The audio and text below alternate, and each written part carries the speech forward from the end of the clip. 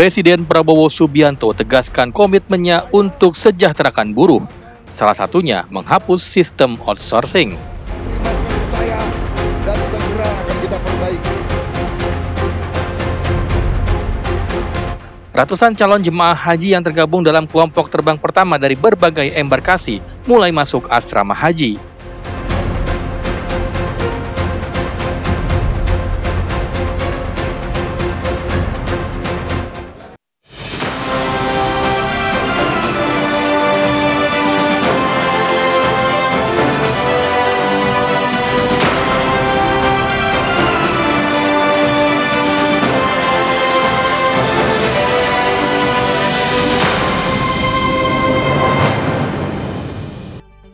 Halo, selamat sore pemirsa. Beragam kabar tentang agenda serta kebijakan dari Presiden Prabowo Subianto dan jajaran Kabinet Merah Putih akan kami hadirkan dalam program Kabar Merah Putih selama 1 jam ke depan.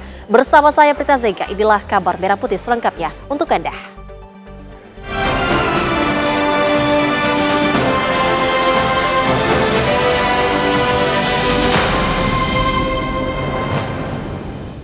Informasi pertama untuk Anda pemirsa, Presiden Prabowo Subianto menghadiri peringatan Hari Buruh Internasional di Monas, Jakarta Pusat. Dalam pidatonya, Presiden menyampaikan kabar baik untuk para buruh, mulai dari pembentukan Dewan Kesejahteraan Buruh Nasional hingga rencana penghapusan outsourcing.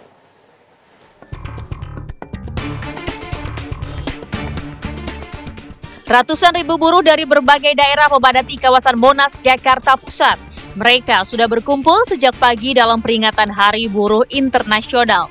Dalam aksi May Day ini, para buruh membawa sejumlah tuntutan utama seperti penghapusan sistem outsourcing, pemberian upah yang layak, serta pembentukan Satgas Pemutusan Hubungan Kerja.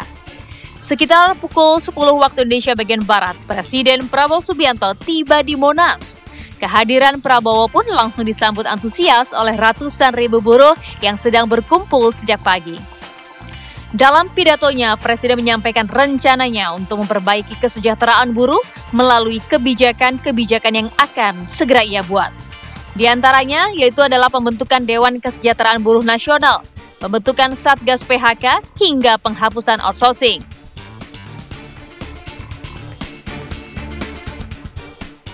Saya ingin memberi hadiah kepada kaum buruh pada hari ini. Saya akan membentuk segera Dewan Kesejahteraan Buruh Nasional yang akan terdiri dari semua tokoh-tokoh pimpinan buruh seluruh Indonesia. Dan mereka tugasnya adalah mempelajari keadaan buruh dan memberi nasihat kepada Presiden mana undang-undang yang nggak beres, yang nggak melindungi buruh, mana regulasi yang nggak benar. Mereka memberi masukan ke saya dan segera akan kita perbaiki, saudara-saudara sekalian.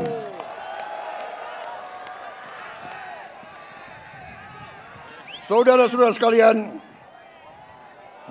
kita juga atas saran dari pimpinan buruh, atas saran dari Pak Said Iqbal dan Pak Jumbur, kita akan segera membentuk Satuan Tugas PHK. Kita tidak akan membiarkan rakyat kita tidak akan biarkan pekerja-pekerja di PHK kan seenaknya.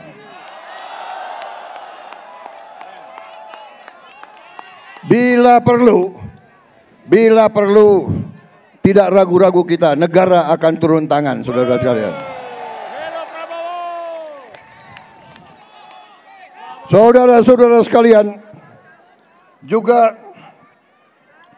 kita akan segera meloloskan RUU Perlindungan Pekerja Rumah Tangga.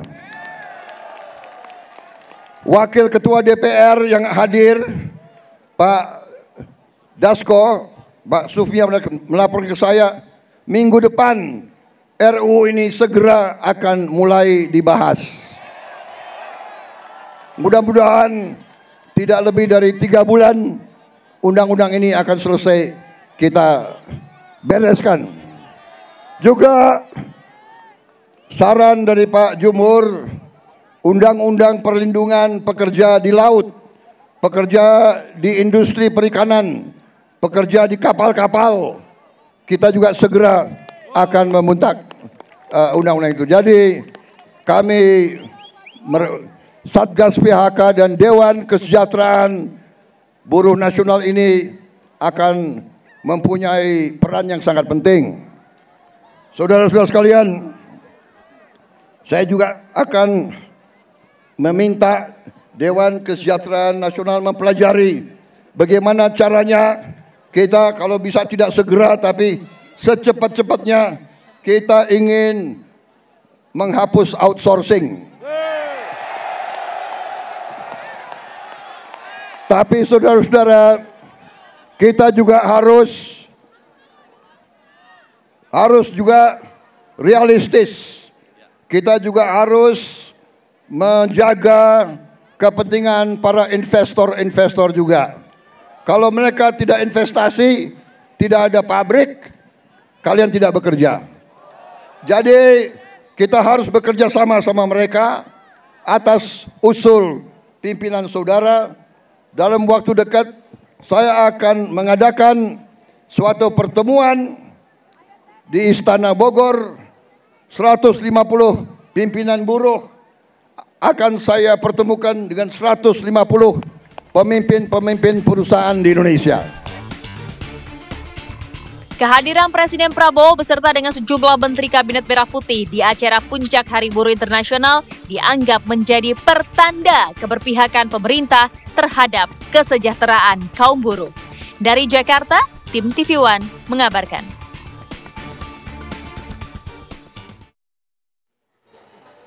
Pemirsa, momen unik terjadi saat Presiden Prabowo Subianto berpidato dalam peringatan Hari Buruh Internasional. Prabowo sempat terkejut saat mendengar reaksi buruh ketika nama Sekretaris Kabinet Teddy Indrawijaya disebut dalam sambutan. Selain itu, di tengah-tengah pidato Presiden menyempatkan diri menyeruput secangkir kopi. Hidup buruh, buruh bersatu, bela negara. Presiden Prabowo Subianto hadir dalam peringatan Hari Buruh Internasional di Monas, Jakarta Pusat. Selain menyampaikan program kerja pemerintahannya untuk mensejahterakan buruh, sejumlah momen unik dan seru juga terjadi saat Prabowo berpidato. Momen-momen itu pun memunculkan reaksi dari ribuan buruh yang hadir. Momen pertama saat Presiden sedang mengabsen satu persatu nama-nama Menteri Kabinet Merah Putih yang hadir dalam acara tersebut. Saat nama Sekretaris Kabinet Teddy Indrawijaya disebut, para buruh langsung bersorak. Sekretaris Kabinet Teddy Indrawijaya.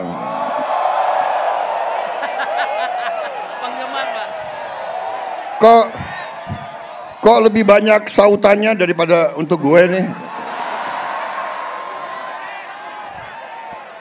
Yang presiden gue nih.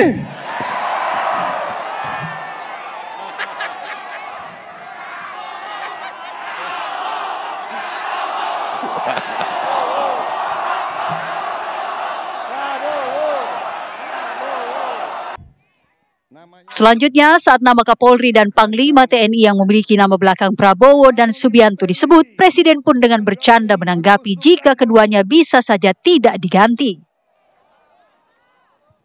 Jadi ada Kapolri namanya Prabowo, Panglima TNI namanya Subianto.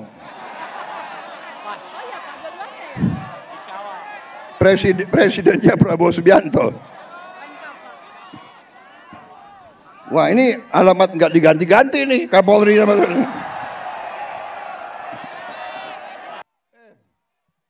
Dan momen unik terakhir saat Presiden meminum secangkir kopi di tengah-tengah pidatonya. Suara gue serak nih. Gue minum kopi ya. Minum kopi. Boleh gue minum kopi ya?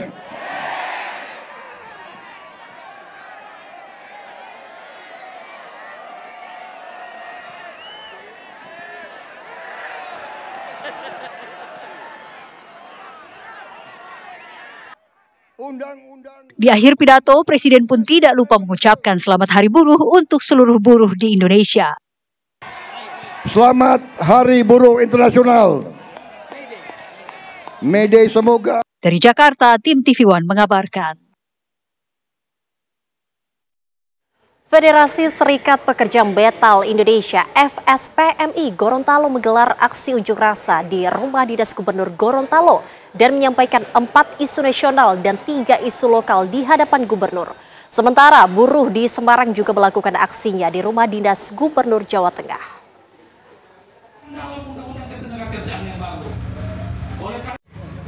Ratusan massa aksi dari Federasi Serikat Pekerja Metal Indonesia (FSPMI) menggelar unjuk rasa di Rumah Dinas Gubernur Gorontalo dalam rangka peringatan Hari Buruh Nasional pada Kamis siang.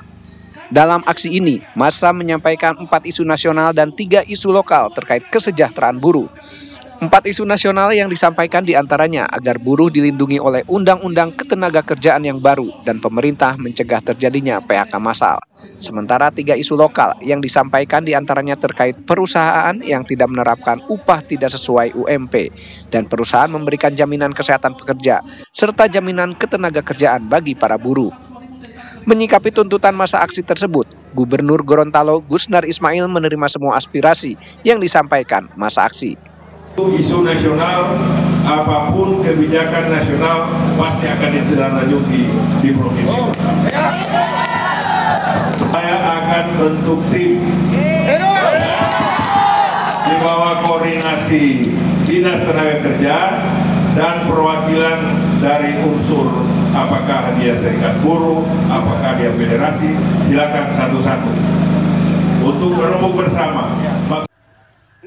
Peringatan Hari Buruh atau May Day di Semarang digelar dengan aksi demo buruh di depan kantor Gubernur Jawa Tengah. Aksi berlangsung unik karena peserta demo memakai baju adat dan membawa gunung hasil bumi. Gunungan ini sebagai simbol meruat negara yang saat ini syarat persoalan. Persoalan pekerja yang masih dialami mereka adalah nilai upah yang hingga saat ini dinilai para buruh masih jauh dari kata layak. Selain itu, sistem kontrak dan outsourcing juga membuat posisi pekerja menjadi lemah. Dari Gorontalo dan Semarang, Jawa Tengah, Kadek Sugiarta, Teguh Joko Sutrisno, TV One mengabarkan. Pemirsa, Kabar Merah Putih akan kembali usai jeda berikut ini. Tetaplah bersama kami.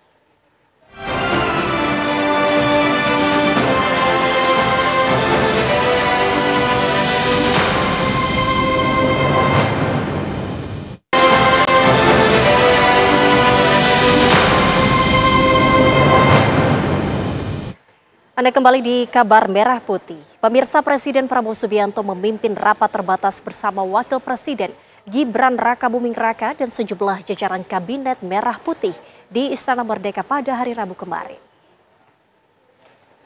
Rapat terbatas membahas persiapan pelaksanaan program Sekolah Rakyat. Program ini dirancang sebagai langkah nyata untuk memperluas akses pendidikan bagi keluarga miskin dan miskin ekstrim, khususnya mereka yang berada di Desil 1. Dalam rapat tersebut, Presiden Prabowo memberikan arahan agar penyelenggaraan sekolah rakyat dilakukan dengan perencanaan yang matang dan berbasis data.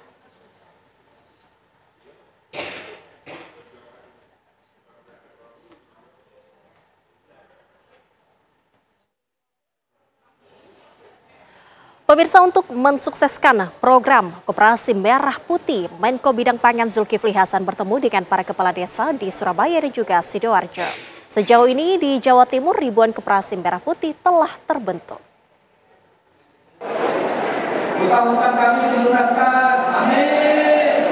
Di tempat duduk terdepan. Di Surabaya, Jawa Timur, Menteri Koordinator Bidang Pangan Zulkifli Hasan bertemu seluruh kepala desa guna membahas strategi penguatan ekonomi melalui program strategis pemerintah yakni Koperasi Merah Putih. Zulkifli Hasan mengapresiasi Gubernur Hovifah Indar Parawansa yang telah membentuk 1.247 Koperasi Merah Putih tersebar di berbagai pelosok. Koperasi Merah Putih diharapkan menjadi sentra kegiatan ekonomi masyarakat yang berdampak pada kesejahteraan warga. Ada yang berbentuk berbasis Sementara di Sidoarjo, Jawa Timur, Zulkifli Hasan meresmikan Koperasi Desa Merah Putih di Dusun Tanjung Sari, Desa Kupang, Kecamatan Jabon, yang dikenal penghasil rumput laut, udang windu, dan bandeng. Zulkifli Hasan menegaskan program Koperasi Merah Putih sejalan dengan visi Presiden Prabowo Subianto untuk menjadikan desa sebagai pusat kesejahteraan rakyat. Pihak Pemkab Sidoarjo menyampaikan siap mensukseskan program Koperasi Merah Putih. Kita sudah ada di beberapa titik yang kemarin sudah kita kondisikan. Alhamdulillah kita sudah ada kesepakatan di setiap desa. Berarti kita di setiap desa itu harus, karena ini adalah perintah dari Presiden Bapak Prabowo, kita harus laksanakan semaksimal mungkin. Jadi nanti di setiap desa sudah ada Koperasi Merah Putih, karena Koperasi Merah Putih ini sangat bermanfaat untuk masyarakat di Sidoarjo. Dari Surabaya dan Sidoarjo, Jawa Timur, tim TV One mengabarkan. Pemirsa, Menteri Agraria dan Tata Ruang Kepala Badan Pertanahan Nasional Nusron Wahid meresmikan layanan integrasi data pertanahan dan perpajakan virtual di Kota Tangerang, Banten. Layanan ini bentuk komitmen pemerintah terkait transparansi data.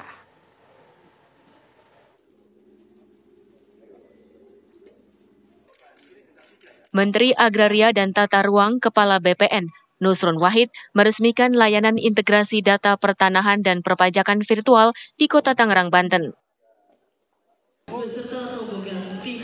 Layanan ini bentuk komitmen pemerintah terkait transparansi data sebagai upaya pemerintah pusat untuk mendata kepemilikan tanah bagi masyarakat. Layanan integrasi data pertanahan dan perpajakan virtual sebelumnya telah diluncurkan di Sragen, Jawa Tengah. Semua orang selama pegang sertifikat tanah, otomatis dia pegang nomor PBB. Sehingga apa? Sehingga nanti nggak bisa lari, tercatat. Dan impact-nya apa? Impact-nya adalah satu kesatuan sistem, tanahnya terlindungi, datanya sama, kemudian penerimaan PAD juga meningkat, BBATB meningkat, PBB meningkat, yang kedua semua lebih transparan. Sementara, secara simbolis, Nusron Wahid menyerahkan sertifikat hak guna pakai lahan masjid dan wakaf kepada 5 dewan pengurus masjid. Dari Tangerang, Banten, Rusdi Muslim, TV One mengabarkan. Kementerian Perumahan dan Kawasan Permukiman menurunkan tim khusus untuk mendalami dugaan 66 sertifikat bermasalah dan robohnya 10 rumah di perumahan bersubsidi di wilayah Ungaran, Kabupaten Semarang, Jawa Tengah. Hasil pemeriksaan akan dilaporkan ke pihak kepolisian dan BPKP agar dapat ditindak melalui jalur hukum. Masuk ke tanaman lagi, masuk ke tanahnya tergerus. Kementerian Perumahan dan Kawasan Permukiman menindaklanjuti hasil sidak Menteri PKP Marwarar Sirait yang menemukan sejumlah dugaan pelanggaran pada perumahan bersubsidi Ungaran Asri Regency di Kecamatan Ungaran Timur, Kabupaten Semarang, Jawa Tengah.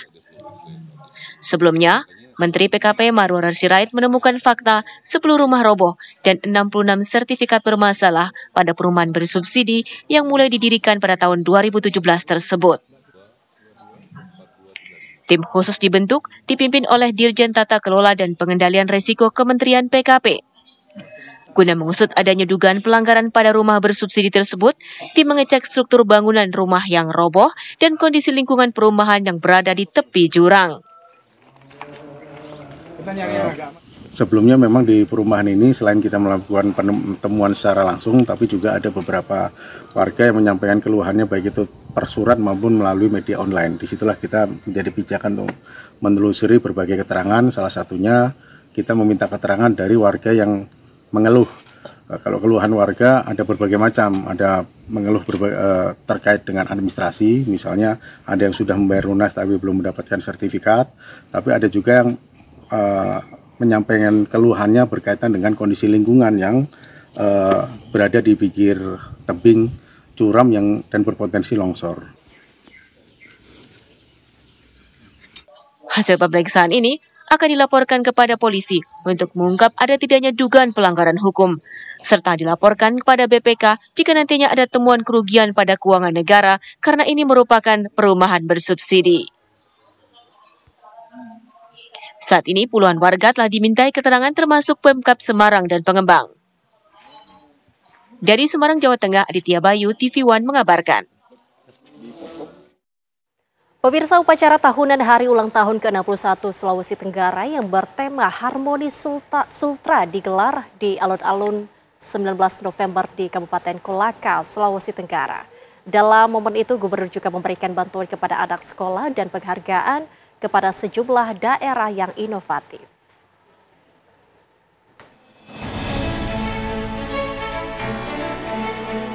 Upacara tahunan dalam perayaan Hari Ulang Tahun Sulawesi Tenggara ke-61 kali ini digelar di alun-alun 19 November di Kabupaten Kolaka, Sulawesi Tenggara pada 27 April lalu.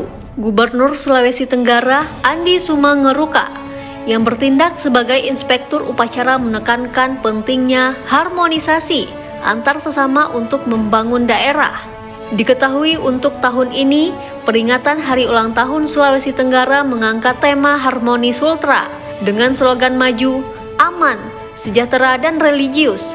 Dengan tema harmoni itu diharapkan semua masyarakat bisa bersatu dalam keberagaman, apalagi Sulawesi Tenggara memiliki aneka ragam suku, budaya, ras, dan agama. Orang nomor satu di Sulawesi Tenggara itu juga berniat ingin memajukan dan mengembangkan daerah agar sejajar dengan provinsi yang sudah maju, terlebih bisa menciptakan iklim investasi yang aman demi kesejahteraan masyarakat. Kita mengajak semua ya yang berada di Sulawesi Tenggara untuk bersatu dan keberagaman, ya dalam satu keberagaman. Yang kedua, maju itu ya karena kita ingin bersama-sama sejajar dengan provinsi yang maju, sehingga ke depan Sultra ini akan kita kembangkan. Karena itu kita akan menciptakan iklim investasi dengan rasa aman, dan pada saatnya nanti Sulawesi Tenggara akan menjadi masyarakat yang sejahtera. Selanjutnya, Gubernur Sulawesi Tenggara menyerahkan bantuan seragam sekolah penerima manfaat jenjang SMA dan juga memberikan penghargaan kepada sejumlah daerah inovatif yang ada di Sulawesi Tenggara. Diharapkan sinergitas antara daerah dan provinsi bisa semakin kuat sebagai spirit pembangunan serta untuk kepentingan rakyat secara luas. Dari Kolaka, Sulawesi Tenggara, tim TV One mengabarkan. Pemirsa, usai jeda kami hadirkan informasi menarik lainnya untuk Anda. Tetaplah bersama kami di Kabar Merah Putih. Pemirsa, Ketua Umum Kamar Dagang dan Industri Indonesia, Anindya Novian Bakri, menjadi pembicara dalam Bloomberg New Energy Forum Summit 2025. Sejumlah hal dibahas dalam acara ini, diantaranya komitmen Indonesia untuk menciptakan peluang investasi di sektor energi bersih. Tidak hanya itu, Anindya juga menekan pentingnya kolaborasi antara negara untuk menciptakan transisi energi, sehingga dapat menciptakan energi bersih yang berdampak terhadap ekonomi, lingkungan, hingga kesejahteraan masyarakat.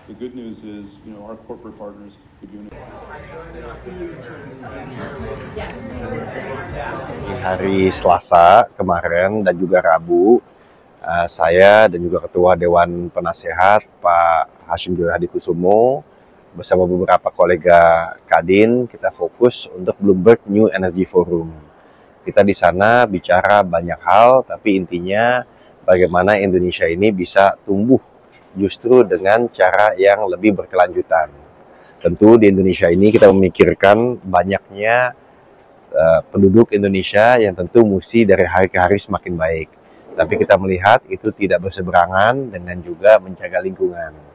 Jadi kita bicara untuk proses hilirisasi dari mineral kritis, bagaimana para investor bisa ikutan di sana. Tapi juga dari sisi energi baru dan terbarukan, di mana Indonesia dengan teknologi menjadi sangat prospektif karena begitu banyak teknologi dari geotermal, dari solar atau matahari sampai kepada angin itu menjadi sangat aksesibel. Nah, dan terakhir itu juga bicara mengenai kemungkinan mendapatkan karbon kredit dari tentunya lingkungan hidup Indonesia. Karena Indonesia adalah negara yang mempunyai hutan nomor 3 terbesar di dunia. Dan ini di luar daripada peatland, mangrove yang tentunya selama ini juga banyak membantu kita untuk mencapai carbon capture. Nah, jadi semua itu kita bicarakan di New Energy Forum di Bloomberg. Banyak sekali animo orang ingin investasi, ingin menyediakan teknologi, dan kayaknya semua mirip lah bahwa mereka merasa bahwa Indonesia bisa menjadi Mekahnya dekarbonisasi. Kita ke kabar lainnya pemirsa, event balap motor paling bergengsi di tanah air One Prix akan kembali hadir di tahun 2025. Penyelenggaraan One Prix 2025 akan berlangsung selama 4 putaran di 4 kota berbeda. Dari 4 putaran yang digulirkan, salah satunya akan dilakukan pada malam hari, tepatnya pada putaran kedua di sirkuit Puncak Mario, Sidenreng, Rapang, Sidrap, Sulawesi Selatan. Format balapan malam sudah pernah dilakukan pada One Prix 2024. Untuk itu konsep tersebut akan kembali dilanjutkan musim ini.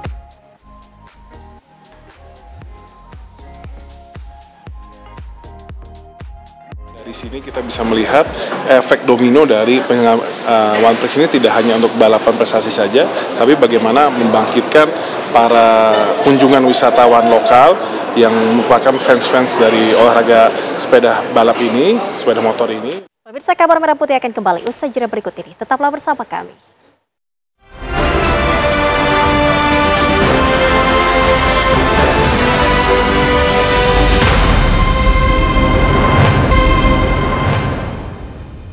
Anda kembali di Kabar Merah Putih. Pemirsa, Universitas Hang Tuah menggelar wisuda untuk program S1, S2, S3, dan D4 tahun akademik ganjil 2024-2025. Acara yang berlangsung di Gedung Geraha Samudra Ganesha Kampus Laut Biru Surabaya berjalan khidmat.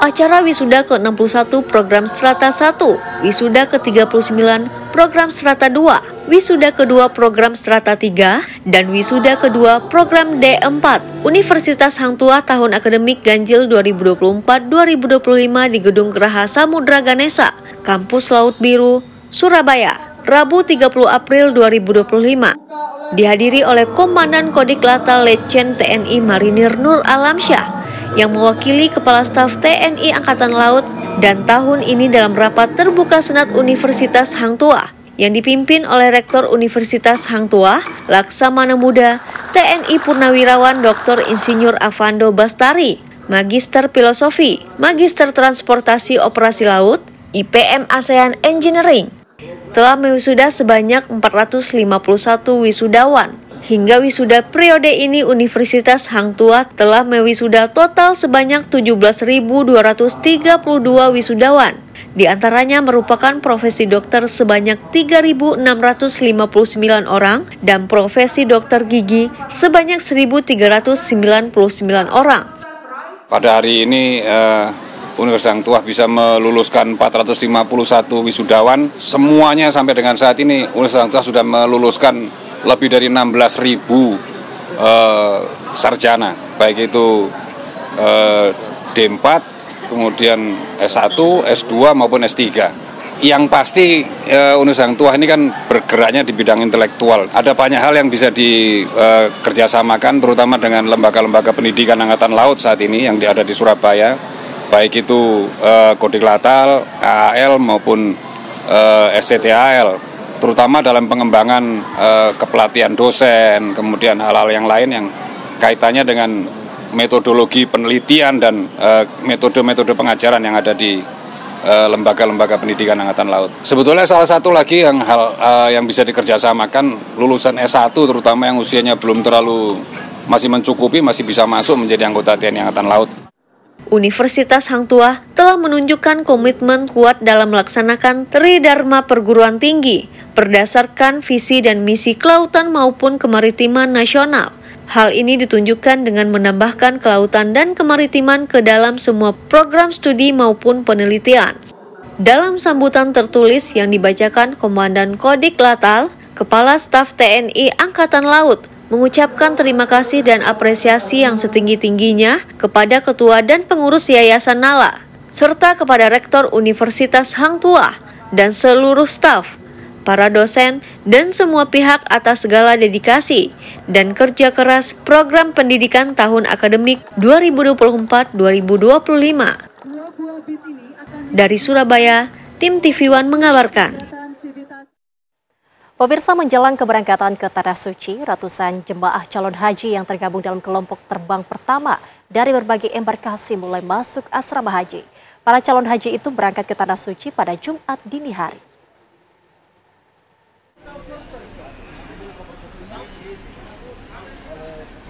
...393 jemaah calon haji dari kloter pertama embarkasi Makassar tiba di Asrama Haji Sudiang, Makassar, Sulawesi Selatan.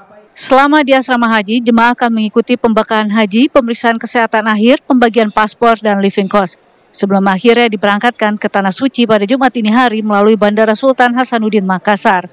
Di tahun ini, embarkasi Makassar akan berangkatkan jemaah calon haji sebanyak 15.856 jemaah, yang terbagi dalam 41 kloter dari berbagai provinsi dan kabupaten kota di bagian timur Indonesia.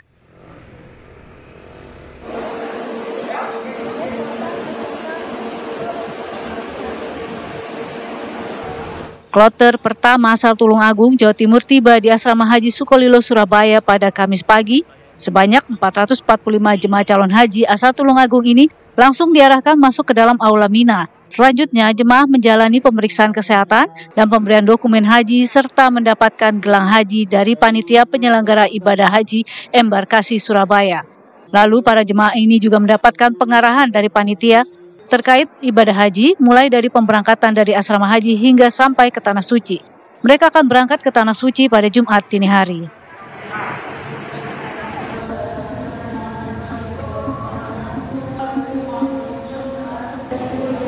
...360 jemaah calon haji embarkasi Solo yang tergabung dalam kloter 1 asal Purbalingga juga tiba di Asrama Haji Donohudan, Boyolali, Jawa Tengah. Mereka langsung melakukan tes kesehatan tahap akhir. Jemaah calon haji kloter 1 ini berjumlah 360 dengan rincian 353 jemaah, 4 petugas kloter, dan 3 petugas kesehatan. Kloter 1 ini akan diberangkatkan ke Tanah Suci pada Jumat dini hari melalui Bandara Adi Sumarmo, Solo. Embarkasi Solo akan memberangkatkan sebanyak 95 kloter dari Jawa Tengah dan Yogyakarta. Terutama alternatif minum sehat. 437 jemaah calon haji asal Kabupaten Bandung yang tergabung dalam kloter 1, Kamis dini hari ini diberangkatkan dari Lanut Sulaiman, Kabupaten Bandung menuju embarkasi Kertajati. Para jemaah calon haji didampingi 8 petugas yang terdiri dari dokter, perawat, dan tim pemandu ibadah haji. Mereka terlebih dahulu masuk Asrama Haji Indramayu, lalu berangkat ke Tanah Suci melalui Bandara Kertajati Indramayu. Tim TV One mengabarkan. Pemirsa, jangan kemana-mana, Kabar Merah Putih akan kembali usai jeda berikut ini. Tetaplah bersama kami.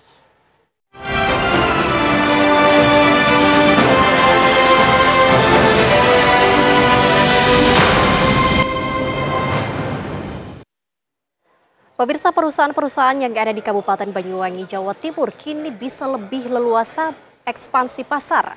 Kemudahan dalam berinvestasi dari pemerintah daerah dan pusat mendorong beragam produk asal Banyuwangi bisa menembus pasar luar negeri. Bahkan produk ikan kaleng asal Banyuwangi telah merambah 80 negara terbesar di seluruh benua.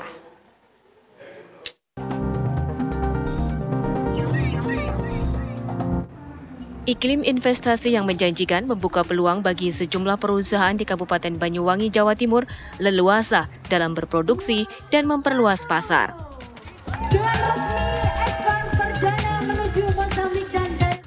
Kemudahan dalam berinvestasi dari pemerintah daerah dan pusat mendorong produk-produk asal Banyuwangi bisa menembus pasar luar negeri. Di tahun 2025, nilai ekspor produk asal Kabupaten Banyuwangi meningkat dari 177,8 juta dolar Amerika Serikat di tahun 2023 menjadi 196 juta dolar Amerika Serikat pada tahun 2025. Di antara produk ekspor tersebut adalah ikan kaleng yang telah merambah 80 negara tersebar di seluruh benua. Kepala Kantor Wilayah Direktorat Jenderal Bea dan Cukai Jawa Timur II, Agus Sudarmadi menyampaikan, Banyuwangi merupakan daerah yang potensial untuk investasi. Pemerintah memberi beberapa kemudahan agar para eksportir bisa lebih bersaing dengan produk dari negara lain. Salah satunya dengan fasilitas kawasan berikat. Dengan fasilitas tersebut, perusahaan yang bahan baku produknya berasal dari impor akan mendapat pembebasan bea masuk dan penundaan pajak. Kami dari pemerintah sangat support dengan memberikan fasilitas seperti pembebasan bea masuk, penundaan pajak dan sebagainya dalam rangka apa? Untuk menumbuh kembangkan ekonomi. Karena diharapkan ketika diberikan kemudahan di depan, maka ekonomi dari perusahaan akan bergerak, pasar menjadi kompetitif buat mereka, dan diharapkan dalam jangka panjang itu akan dapat memenuhi juga saling membantu lah antara government to government, government to business, bahkan sampai visi. Sebagai kabupaten di ujung timur Pulau Jawa, Banyuwangi sangat diuntungkan dari bahan baku ikan yang bisa didapat dengan mudah di perairan Muncar hingga Bali. Dari Banyuwangi, Jawa Timur, Happy Octavia, TV One mengabarkan.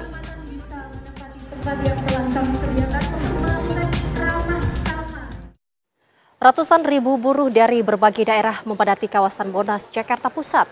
Mereka sudah berkumpul sejak pagi dalam peringatan Hari Buruh Internasional. Acara dimulai sejak pukul 8.30 dengan hiburan dari grup musik Tip X. 200.000 buruh dari Jabodetabek dan Jawa Barat diperkirakan memadati Monas. Dalam aksi May Day ini, para buruh membawa sejumlah tuntutan utama seperti penghapusan sistem outsourcing, pemberian upah yang layak, pembentukan Satgas Pemutusan Hubungan Kerja, mengesahkan RUU Ketenagakerjaan yang baru, sahkan RUU Perlindungan PRT, hingga segera sahkan RUU Perampasan Aset.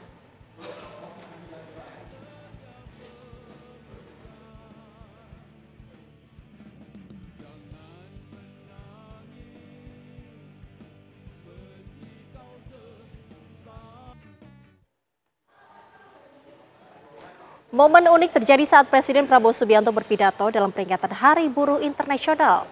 Prabowo sempat terkejut saat mendengar reaksi buruh ketika nama Sekretaris Kabinet Teddy Indrawijaya disebut dalam sambutan. Selain itu, di tengah-tengah pidato, Presiden menyempatkan diri menyeruput secangkir kopi. Hidup buruh, buruh bersatu, bela negara. Presiden Prabowo Subianto hadir dalam peringatan Hari Buruh Internasional di Monas, Jakarta Pusat. Selain menyampaikan program kerja pemerintahannya untuk mensejahterakan buruh, sejumlah momen unik dan seru juga terjadi saat Prabowo berpidato. Momen-momen itu pun memunculkan reaksi dari ribuan buruh yang hadir. Momen pertama saat Presiden sedang mengabsen satu persatu nama-nama Menteri Kabinet Merah Putih yang hadir dalam acara tersebut. Saat nama Sekretaris Kabinet Teddy Indrawijaya disebut, para buruh langsung bersorak. Sekretaris Kabinet Teddy Indrawijaya.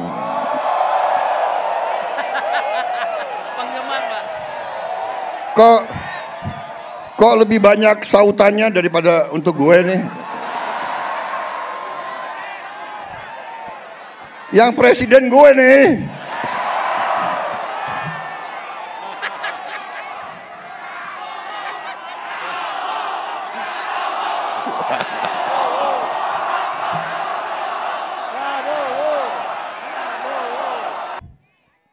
Selanjutnya, saat nama Kapolri dan Panglima TNI yang memiliki nama belakang Prabowo dan Subianto disebut, Presiden pun dengan bercanda menanggapi jika keduanya bisa saja tidak diganti.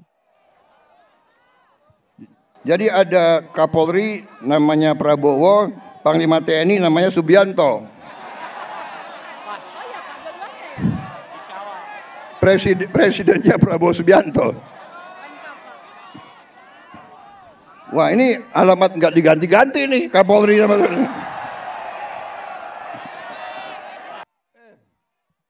Dan momen unik terakhir saat Presiden meminum secangkir kopi di tengah-tengah pidatonya. Suara gue serak nih. Gue minum kopi ya. Minum kopi. Boleh gue minum kopi ya?